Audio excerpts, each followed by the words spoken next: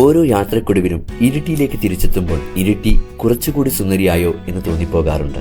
പല പട്ടണങ്ങളിലൂടെ പല ജാതി മനുഷ്യർക്കിടയിലൂടെ സഞ്ചരിക്കുമ്പോൾ നെഞ്ചിലൊരു ഭീതി എന്നും ഉണ്ടാവാറുണ്ട്.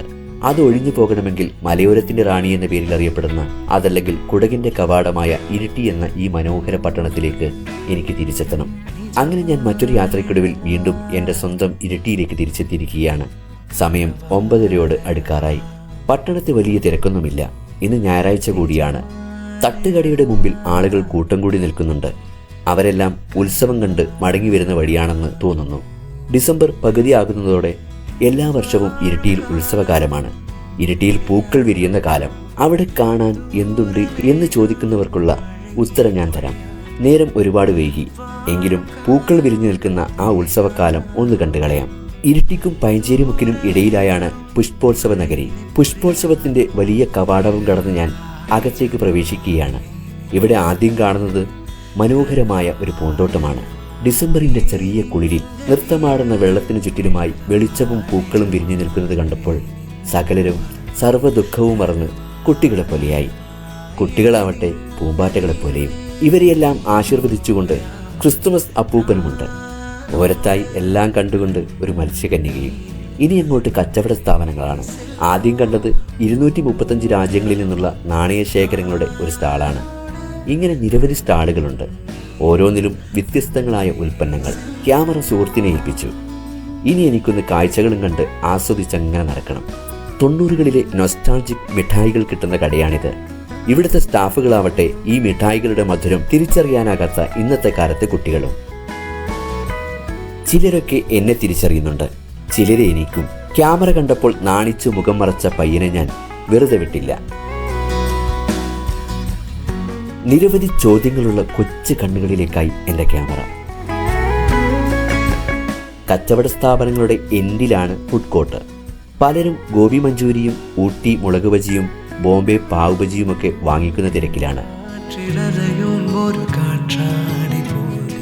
കോഴിക്കോടൻ കുലുക്കി സർബത്തുണ്ടാക്കുന്ന കലാകാരന്റെ കൈവഴക്കത്തെ ആശ്ചര്യത്തോടെ നോക്കുകയാണ് ഒരു കൊച്ചു പെൺകുട്ടി. അമ്യൂസ്മെന്റ് പാർക്കിന്റെ ഇടയിലായി ഇങ്ങനത്തെ കൊച്ചു കൊച്ചു സ്ഥാപനങ്ങൾ വേറെയുമുണ്ട്. നമ്മൾ ആദ്യം കണ്ട ഉദ്യാനത്തിലെ ക്രിസ്തുമസ് അപ്പൂപ്പനെയും മത്സ്യകന്യകയൊക്കെ ഉണ്ടാക്കിയ കലാകാരന്മാരാണ് ഇവർ. അവർ സൗഹൃദം പങ്കിടുകയാണ്. മാറി നിന്ന് കാഴ്ചകൾ ആസ്വദിക്കുന്ന യുവതലമുറ. ഉരുണ്ടുമറിഞ്ഞു വീഴുന്ന കുട്ടികളുടെ വീഡിയോ പകർത്തി സ്റ്റാറ്റസ് ഇടാൻ വ്യഗ്രതപ്പെടുന്ന വീട്ടമ്മമാർ. സുഹൃത്തായ രാജീവ് നടുവനാടിനെയും കുടുംബത്തെയും കണ്ടപ്പോൾ ക്യാമറ ഞാൻ അനൂപിന്റെ കയ്യിൽ നൽകി. ഞാനും അങ്ങോട്ട് പോയി. കുഞ്ഞു ബോട്ടിൽ കയറിയ മകളെ കരുതലോടെ നോക്കുന്ന ഒരച്ഛൻ. ആകാശത്തൊട്ടിലിൽ നിന്നും അലറി വിളിക്കുന്ന മക്കളെയും കാത്തു നിൽക്കുന്ന ഒരമ്മ. ഒരു നൊസ്റ്റാൾജിക് കാലഘട്ടത്തെ ഓർമ്മപ്പെടുത്തിക്കൊണ്ട് മകന് കളിപ്പാട്ടം വാങ്ങിക്കൊടുക്കുന്ന രക്ഷിതാക്കൾ. കുഞ്ഞു ട്രെയിനിൽ കറങ്ങി വരുന്ന മക്കളെയും കാത്തു നിൽക്കുന്ന അമ്മമാർ. ചാടിച്ചാടി നൃത്തമാടുന്ന കൊച്ചു സുന്ദരികൾ. കിട്ടിയ വേദിയിൽ കയറി പാട്ടുപാടുന്ന ധൈര്യശാലിയായ കൊച്ചു ഗായിക.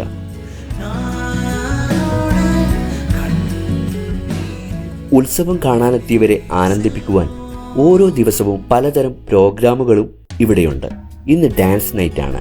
ഡാൻസ് ടീമിന്റെ തീ കൊണ്ടുള്ള കളി കണ്ട് ആശ്ചര്യപ്പെട്ടു നിൽക്കുന്ന പലതരം മുഖങ്ങൾ. അങ്ങനെ ഇന്ന് പലതരം കാഴ്ചകളിലൂടെ ഇന്നെൻ്റെ ക്യാമറ ഒഴുകി ഒഴുകി നടന്നു.